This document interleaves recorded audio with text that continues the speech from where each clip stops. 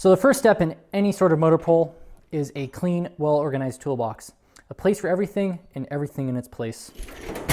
Hi, welcome to the channel. My name is Richard and I am the Bull Rider. And today I'm going to show you how to install from start to finish a V10 into a Lamborghini Gallardo. This works from any 2004 to 2008 Lamborghini Gallardo. But if you have an LP, it's very similar. There's just some minor variations between where the components are on the engine and on the transmission. And first I want to point off, there's some components that I took off of my motor that you necessarily don't have to take off of yours. Let's say for instance the intake manifold, you don't necessarily have to take that off, but for a $5,000 used part that's only held on of 10 bolts, I thought it would be good cheap insurance. So on the side of the motor we have the AC compressor, and there's two lines going to it for the high pressure and the low pressure feed. This corresponds to two lines in the engine bay. You can take these off with a hex key with the motor in the car, no sweat, and when you put it back in, be sure to replace these O-rings. Next we have the two ports for the oil pump. I have a hard line that goes to the rear of the car that I removed from the car to restore it. And then we also have another line that corresponds with a line inside the engine bay, and it stays in the engine bay. You can see this hard line right here. It's pretty much underneath the refrigerant lines. Looking at the front of the motor, we have a few coolant lines that we're gonna have to contend with. So these two rubberized lines are almost impossible to get off of the water pump. So what I recommend is just leaving them on. And these correspond to two aluminum hard lines that are located on the car. So we also have a line coming from the cylinder heads in this lovely aluminum part. And this main port corresponds with a hard line that runs to the front of the car. And you can see how what I did is I just took this silicone hose and forced it down onto the aluminum pipe even more. So that way when we put the motor in, all you have to do is pull this hose up and then attach it to the motor, hose clamp it on, and you're good to go. The last two lines we have to worry about are the lines going to the heater core. And there is one on this main coolant passage and then one on the water pump. And this corresponds to just two lines just held on with hose clamps. Next, we're going to remove the front drive shaft powering the all-wheel drive system. So what I recommend doing is loosening the three that you can access from the bottom of the engine, jacking up the front of the car, just one tire, rotating that tire until this spins and you have access to the other three fasteners, and then lowering that tire back down onto the ground. And then you can loosen these fasteners and then take the front drive shaft right off. I supported this drive shaft with a jack stand because my carbon under tray. So next we have to worry about the belt-driven air-cooled alternator. And there's a ductwork coming from the inlet duct for the transmission oil cooler that we kind of have to fish through the motor, and then it attaches right onto here and then bolts on with just two screws. Here's the inlet duct for that. Not the prettiest design, but hey, it works, I guess, right? Maybe needs a little bit of a replacement in the future. We also have the associated strap for the alternator and the starter. And we have the associated plug. And the alternator and starter wire goes to this junction box coming from the battery. So just bolt it on, put this cover plate over it, and connect that one wire, and you're good to go. Right, so now that we know where every component is on the front of the motor in relation to the actual body itself, we can put this motor back in the car, so stick with me. So one point on load lifting, I have literally seen million-dollar composite spacecraft fall to the ground because of inadequate lifting support. So what I do is I have my engine support hoist, then I have two straps that are way beyond the load capacity of whatever this motor weighs. And you can see that these straps are a little bit loose still. So I call this safe. And just please do it safe whenever you lift a motor up, okay? I would hate to see $30,000 fall to the ground. So the big things that were really a pain in the butt for this was the all-wheel drive system shaft right in the front of the motor, and then that coolant port right at the front of the motor as well. And that actually has to go underneath the firewall just a little bit. And one thing to note is I did this with the E-gear lines still hooked up into the car. All I did with the E-gear lines is I dismounted it from the transmission and then put it in the passenger side rear fender liner area. And we had enough clearance with the hoses from the exhaust manifold where I was able to get the motor in successfully. And I'd also advise that you have another person looking on the other side of the motor that you can't see while you lower it down and make sure all the clearances are good. It really feels like they designed this car around the V10 as opposed to the other way around.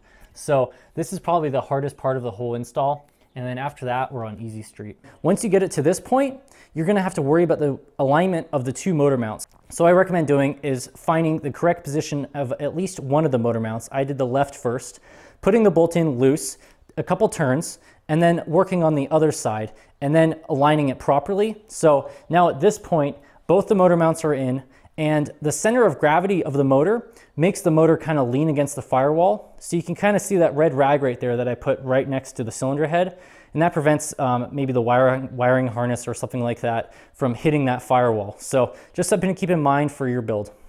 So we have a power steering pump reservoir and the associated bracket that I'm tightening on the left side of the engine bay.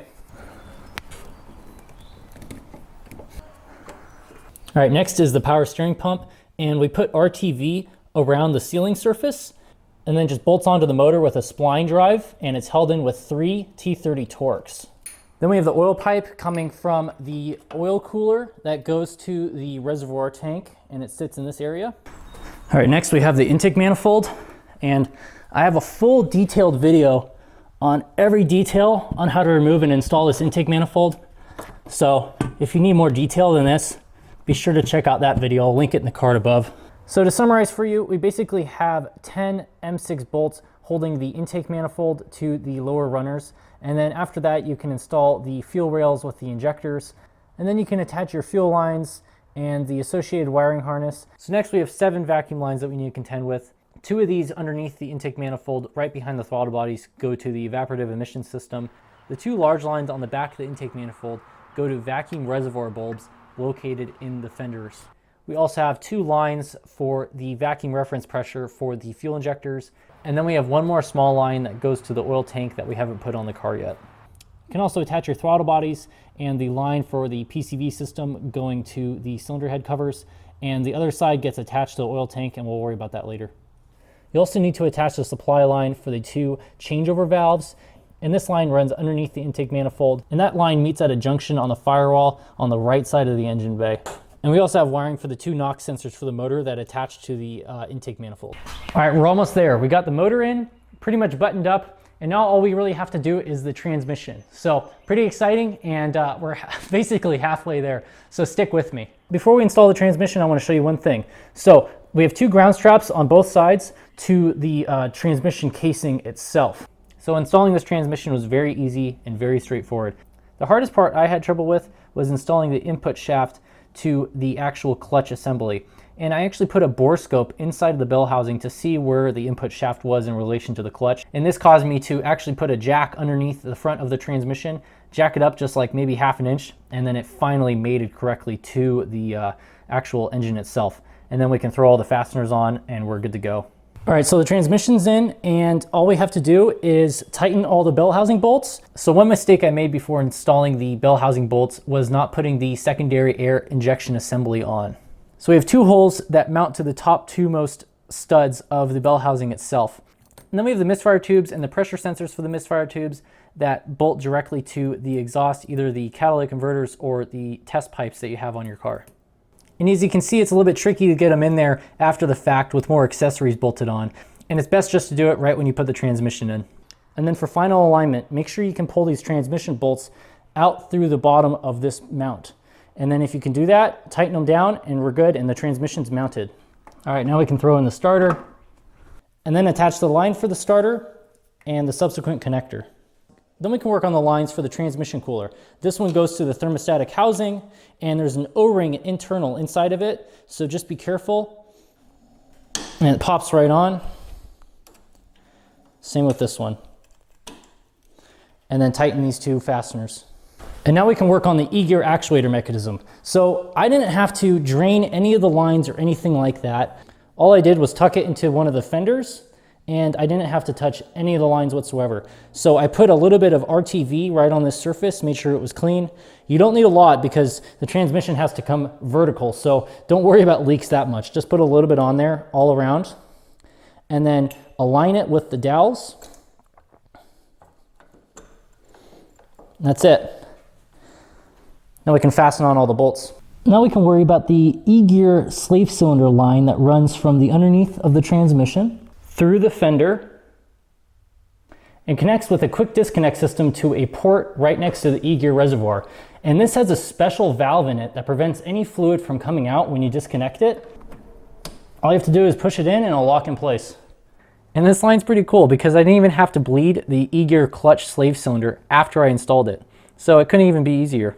So let's start working on the axles, and these axle bolts are a little bit odd. So what we're gonna do is we're gonna dip them in a little bit of oil, install them onto the car, and then we're going to torque them down to 15 Newton meters in a circular pattern. So this one, this one, this one, this one, and then those two underneath. And then we're gonna come back and then do the same torque pattern, but to 75 Newton meters. All right, that's 15. All right, now let's do 75. And then when you're done with each fastener, use a silver Sharpie to mark where the torque was. So if you see that they're loosening up, you can get new fasteners. And then we can throw in the axle heat shields for both sides. Same with this one. All right, so stick with me. Next, we're gonna do a little bit of wiring, and I want you to have a good understanding of where everything goes and have a lot better understanding of your car at the end of the day. So let's get into it. Now we can focus on the two wiring harnesses that come off both sides of the engine bay. So on the right side, we have a harness coming from the E-gear reservoir kind of area. And this includes wiring for the engine and then wiring for the transmission. So at the bottom of this harness, we have a connector that goes to a speed sensor on the transmission outer housing. We have a position sensor for the E-gear actuator mechanism that goes right here. And then we have the power for the secondary air injection system that actually goes on the airbox. So this just stays loose until like almost the last step. A little bit further up, we have the connector for the clutch slave position sensor. And this is that orange wire coming off the transmission, and it just plugs in right here. So all these connectors on the right side next to the E-gear reservoir are for the right bank when you look at the rear of the motor. So this one is for the right bank knock sensor. This one's for the right bank misfire tube. This one is for the crank position sensor. And then this one is for the secondary air injection solenoid. Also coming from the right side, we have a vacuum junction. This one with the check valve integrated into it goes to the active exhaust through this channel on a hard line. And then we have another long hose that runs along the subframe assembly. And then with the proper routing, it attaches to the secondary air injection system solenoid, and there's a bung right on the bottom of that. And then on the left side of the engine bay, we have another harness right next to the power steering fluid reservoir. So on this one, we have the knock sensor for the left bank. And then we have two throttle body cables, one shorter that goes to the left bank, and then the other one is longer and it goes to the right bank. And then we have the misfire tube sensor for the left bank as well. And then in terms of routing, you can see the little spots where there's like little tape on it that's a different color from the main wiring harness itself. And this is to indicate where you actually zip tie it onto the subframe assembly. And this is that main aluminum subframe assembly that I was talking about. What's cool about this is that there's little partitions on the subframe assembly itself for zip ties. So what you do is you take the old zip tie out by cutting it, and then when you're ready to install it back in and put the wiring harness back on all nice and clean, you can throw a new zip tie in there and then wrap it around the harness, and then you're good to go. Right, now let's throw in the crank position sensor. And this gets installed right above the power steering pump in the bell housing of the transmission. And all you have to do is plop it in slowly, there we go. And then it gets held in with the T30 Torx. And then on the secondary air injection bracket, there's this little metal tang, and that corresponds with a little slot on the actual sensor. And you just put it in there with the appropriate routing, of course, and then plug it in. So let's do the oil tank next. And there's one thing I want to point out regarding these fittings that's a huge misconception, and I want to clear it up right now. So you may think that, like if you're installing a pipe in a house, that you're going to want to put pipe sealant on the outside of this thread. And that is a big no-no. And it was really hard for me to get these off because somebody else did. They put some sort of sealant on these threads and thinking that that was the sealing mechanism for these types of pipes, and it's not. So if you look on the inside, you'll actually see a tapered contour, and that is actually what seals the pipe when you have enough torque on the threads. And it's not the threads themselves that actually seal this mechanism. So this lower port and this connector, it goes to a hose going to the oil pump, and the subsequent connector that's blue right on the frame rail on the left side. This port on the top of the oil pipe, it connects to the oil pipe right on the top of the motor with that red thermal shielding that we installed previously. This random hose coming from the top of the oil tank attaches to a port on the left side of the intake manifold. These two lines attach to these two ports for the crankcase ventilation system. And this port just attaches to the top of the airbox. And it just attaches with dowels onto two rubber grommets, just like that. And then these two attach to the subframe assembly. And then we can throw the test pipes on. I have test pipes, but if you have catalytic converters, this is a good time to do that too. Then I'm just gonna install the clamp and make it loose. So when we finally install the exhaust, everything is a little bit decoupled and we can tighten it to have good fitment afterwards. And the same goes for the test pipe on this side. Let's kind of put it in there and then I can put the clamps in. All right, now we can throw the main subframe in. It's a little bit tricky, it's just a little bit tight, and you just have to be a little bit careful getting it in, and it should go in just like that. Frame rail on the left, and the frame rail on the right. The coolant reservoir plate, and also the coolant expansion tank. And then we can put in coolant. So we're getting really close, and I wanted to start this bad boy up for the first time and really hear it scream, make sure everything was good. So I'm gonna connect the wiring harness for the injectors and the spark plugs. And you can see the two main cables. I'm just connecting these temporarily, but you can see the routing with the airbox in and everything like that. But for this stage, we're just plugging them in and calling it good. And then we can fill the motor with oil. And since it's a dry sump lubrication system, I'm gonna put about 5 liters in, prime the motor, make sure I have good oil pressure, and then put about another additional 4.5 liters in. And you really don't want to overfill a dry sump lubrication system, so be careful with that. So what I did to build oil pressure and not let the motor start is I just unplugged all the 10 injectors for all the cylinders right on the fuel rail. And now that we got to start this bad boy up, all I'm going to do is plug them all back in, and we can see if this bad boy starts right up. I'm excited.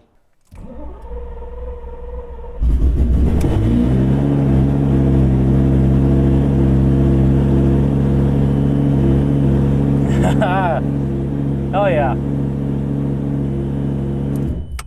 That's enough. So I can't think of anything more encouraging than hearing this V10 fire up again. So we have a couple more components that we need to put on the car before this thing's ready to go. So stick with me. All right, so we're gonna work on the exhaust brackets next. And we basically have these two spring perch mounts. So you have like a mount that fits on both sides right next to the frame. And then you have like this little spring that goes on the top, and then your exhaust sits right on here. And the top is just the same thing, just another spring mount, and then it bolts right to this aluminum member. Now we can put the exhaust back on, and it basically sits on top of those spring perches, and we have some adjustment in the actual exhaust itself. So we don't have to go down and tighten it to a final tightening torque just yet. We can put the bumper back on, make sure that we have good fitment on the exhaust pipes, and then tighten everything down afterwards. And then we can put on the exhaust heat shield.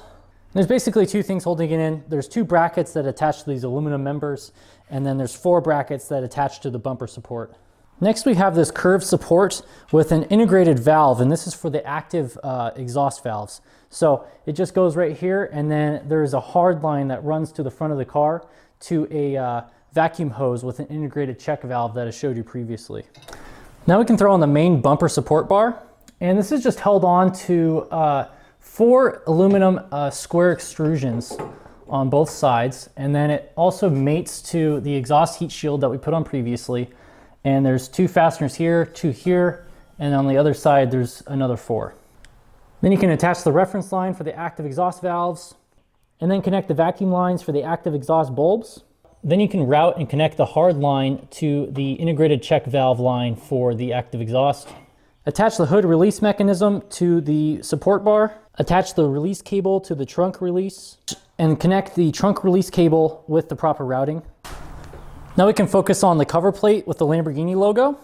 This is basically mounted with 2 brackets on both sides of the body, and these 2 top pins correspond to indentations on the actual fascia itself. So align the bracket with the fascia and make sure that they're loose, so we still have a little bit of adjustability here. And then when you're happy with how these lines are, go ahead and tighten the brackets down and underneath. And then there's several fasteners on the top and several on the bottom that secure this plate. Secure both of the taillight brackets, and at this point they're just held on with 2 10mm bolts on both sides. Next we can do the inlet ducting, and these ducts are held on with 2 screws on the back, 2 in the middle on rubber grommets, another 2 towards the top, and then you have 2 fasteners right at the top. The same goes for the other side.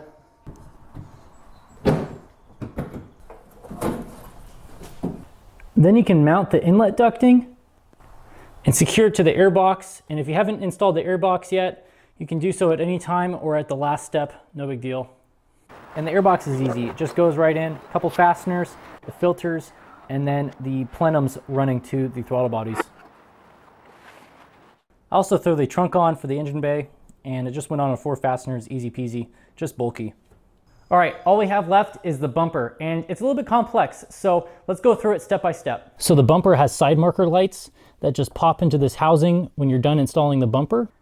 And these side marker lights mount in the connector housing area for the tail lights, and they attach to the tail light wiring harness.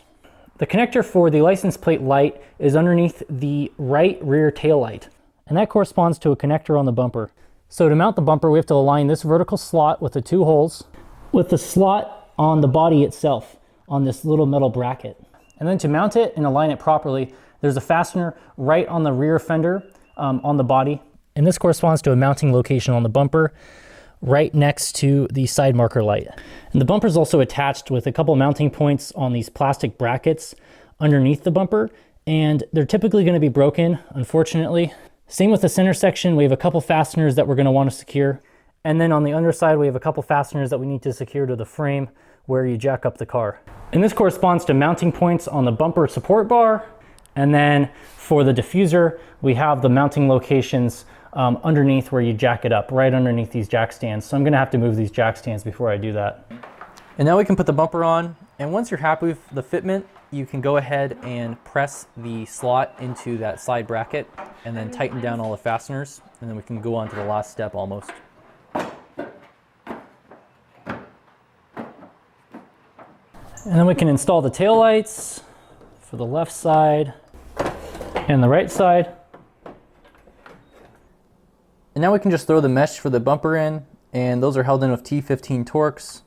And finally finish off with the fender liners and then put the tires on after that.